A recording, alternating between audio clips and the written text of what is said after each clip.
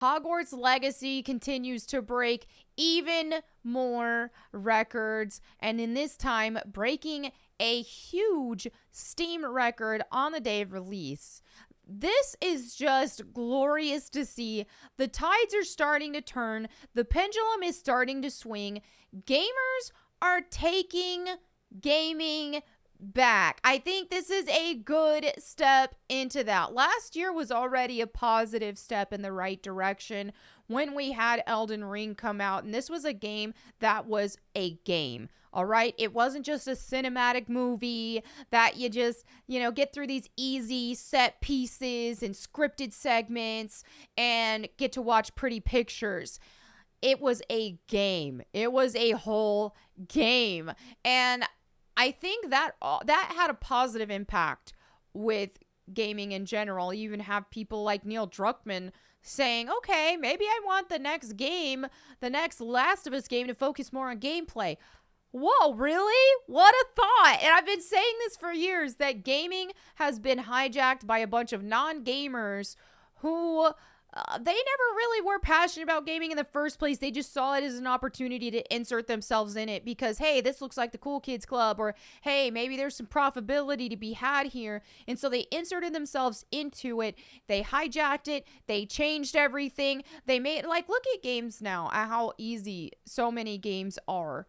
They're just designed for the most common denominator, non-gamer. A lot of them, when I say that, I don't mean all of them, of course, but a lot of the big AAA Western titles especially, this is who their target audience is. Things keep getting more and more easily accessible. Tomb Raider, how much have we seen this? Honestly, since 2006. If we're really being honest about things, but even more so in the how the franchise has been in recent years. Tomb Raider was known for being extremely difficult. People were proud to say they beat a game without using a strategy guide, right? And so to go from that to what we got later, with the Legend trilogy being, okay, this looks good. Aesthetically, it looks great, but it was watered down. It was basically Tomb Raider for children. And then everything is just constantly, let's make this easier. Let's make this more accessible for everybody. Let's just focus on pretty cutscenes. Which you'll see in the reboot Tomb Raider as well. That's the whole focus, is over dramatic stories and cutscenes, and not a game just being a heckin' game. Not that you can't integrate the two in perfect harmony, but I feel like gameplay has been compromised severely. But let's just dive into the video and see some of Hogwarts Legacy's success and how I think this could really turn the tides in the gaming industry as a whole. We'll see if it happens. We still got a lot of work to do. We still got a long way to go, but this is definitely a positive step in the right direction. So right here, this tweet says, Hogwarts Legacy has passed 500,000 concurrent players on Steam and has also passed the all-time peak of multiplayer juggernauts Apex Legends and Call of Duty Modern Warfare 2. This is huge. All right, so all-time peak, Hogwarts Legacy at 524,378 plus. Apex Legends was 511,676, and Call of Duty Modern Warfare 2 at 491,670. Just wow. And there's multiple facets to this, right? Because a lot of people want to act like, oh, well, especially the haters and the naysayers. They want to say the only reason this is doing well is because, people want to own the libs, right? Or people want to own the wokes.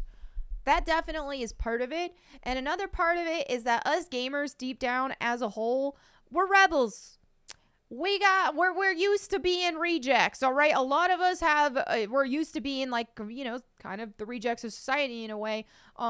Maybe not every single gamer, obviously, but hey, that's kind of been the thing, right? Gamers are used to having to push back against people who are constantly saying that, oh, gaming is going to turn you into a psychopath murderer or something. Or you're a nerd who plays video games, get a life type thing. And I think a lot of dorky, nerdy, or, unconventional people in general are just drawn to gaming as a whole. And I know people might look at you and be like, what about you? Oh, come on now. Dude, I was homeschooled up until college. I was the dweebiest of the dweebs, right? People don't always recognize that just because, okay, now I have a YouTube channel and I have this amount of followers or whatever, which I don't even consider myself famous or anything. But still, I remember just like people having to hide the fact that they played video games out of, just not getting approval from society and things like that. And we're a different breed in general too, and I think that we do gravitate toward the rejects, and that's how it's always been with my brothers and I too, is in our friend circles. Like, we always just got along with the rejects more than anybody. And so the thing with that is whenever the mainstream has tried to change gaming so much, and whenever the mainstream especially has tried to make gamers politically correct, I think they had some power and they had some pull for a bit there. Okay, they did. People were getting canceled. Gamers were getting canceled. Gamers started to be afraid to be as toxic as they used to, as a whole on social media, especially if you're like an influencer or whatever. But now it's like, wait a minute. Hogwarts Legacy made things fun to push back against the mob. It made things fun to remember how, hey, what do gamers like to do in our video games? We like to do crazy stuff. Look at like Grand Theft Auto. Look at how much pushback that used to get. Okay, this is going to turn kids into murderers and psychopaths. And of course that didn't happen. But it's fun to be bad in games and stuff. And so when Hogwarts Legacy, whenever people started mass tagging that and calling it a genocide simulator, thinking that that was going to deter people from playing it, instead it was just made gamers excited. Like, whoa, a genocide simulator? That sounds fun. Clearly that isn't what the game is all about, but just saying, the fact that these activists think that we care about being virtuous in a video game, that it's all about virtue. Now, some people naturally do gravitate towards like, okay, they want to, they have the options, the morality options, they want to be the good character, and that happens too, but they're not out here shaming people who pick the bad side, right? They're not shaming people who pick the chaotic, evil route or branch of path. But it's all part of the fun, and gamers are some of the most harmless, caring people you could freaking meet. Hop on an MMO and they will give you the gear off their back to help you out. Gamers are great. And so all these newbies who walked in and wanted to take things over and wanted to make everything just be about pretty stories and changing our characters from anti-hero grave robbers like Lara Croft into protectors of artifacts, that ain't what gamers want to see. That ain't what gamers want. You don't have to make everything all centered around activism. This is our escape from reality. So the tides are turning. Hogwarts Legacy has shown so much of that alone. And I'm hoping that other publishers can take notes. Because when you look at the gaming industry itself too, it's just been hijacked as well. How many of these whacktivists who care more about whatever the current activism thing is, are in the gaming industry right now and try to shoehorn all of that into gaming, instead of giving gamers what we've always liked and what's been tried and true all this time. And you'd think with the advancement of technology, we would have seen a lot better gameplay. But what we have seen in the mainstream, it has instead been using all of that technological advancement into fancier cutscenes, and gameplay has not been as innovative, has not been as improved or as focused on as it should have been for the most part with Western AAA studios now. Thank goodness for Japan and what they do, because they put out some really good stuff. But this is a good sign to see the success of Hogwarts Legacy, that, hey, gamers aren't afraid to be rejects of society. Gamers aren't afraid to be called an istrophobe.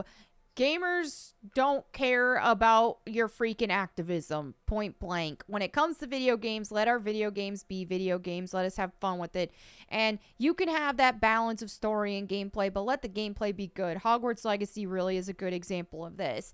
I absolutely think. Now, I do think that it is kind of more, I think it takes a lot of good elements that you have in gameplay from like a Dark Souls or Elden Ring, but it does have that huge story focus as well. And I think it's like that middle ground for people who want something more in between, because Elden Ring is a lot more punishing than what I've played of Hogwarts Legacy so far. I've been playing Hogwarts Legacy on hard because I want a challenge.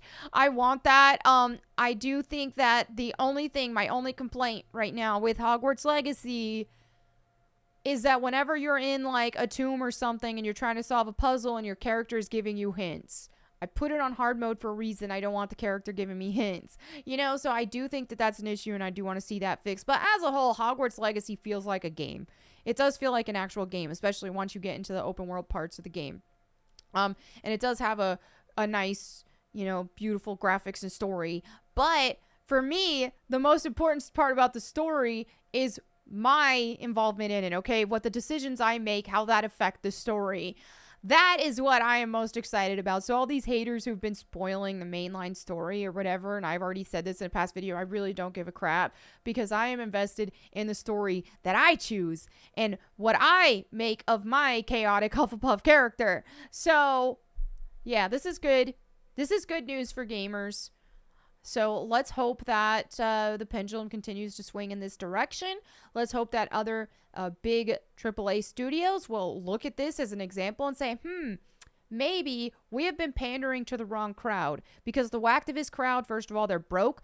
They're not able to support stuff. Somebody said this so excellently. I believe I saw it on Twitter. Or wait, I saw it in one of my YouTube comments. And I wish I screenshotted it so I could give the person credit. But what they said was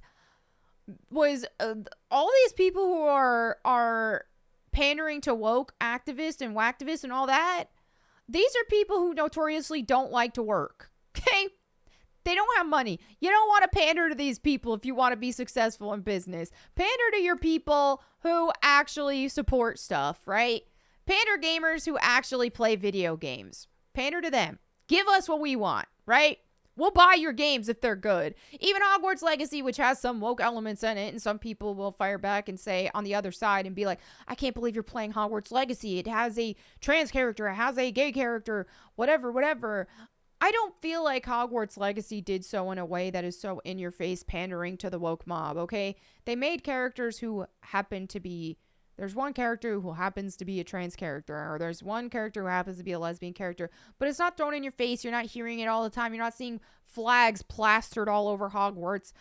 All of this stuff, it's not obnoxious. So to me, it's one of those things. Pick your battles. I don't care if a game has a gay character in it. I don't care if a game has a transgender character in it. If it's done in a natural, organic way, and if it's done in a way that's not trying to groom children or whatever, then I don't see the problem. I really don't. Like, especially when people who are coming at me and saying, you as a Christian, you're playing this game, blah, blah, blah. It's not a Christian game. I'm a Christian, but not every single entertainment piece I partake in is going to have Christian roots to it. And I don't feel convicted playing a game like this. And if you do, then you shouldn't play it. But I don't. And at some point, pick your battles. Okay? Focus on the important things. You shouldn't be dictating what people play. I don't care which side you're on. You shouldn't be dictating what other people play. Or giving people a hard time over what they play. Feel free to share why you don't play something and why. But don't push that on other people. When there are much bigger issues at hand that need to be addressed in society right now, especially.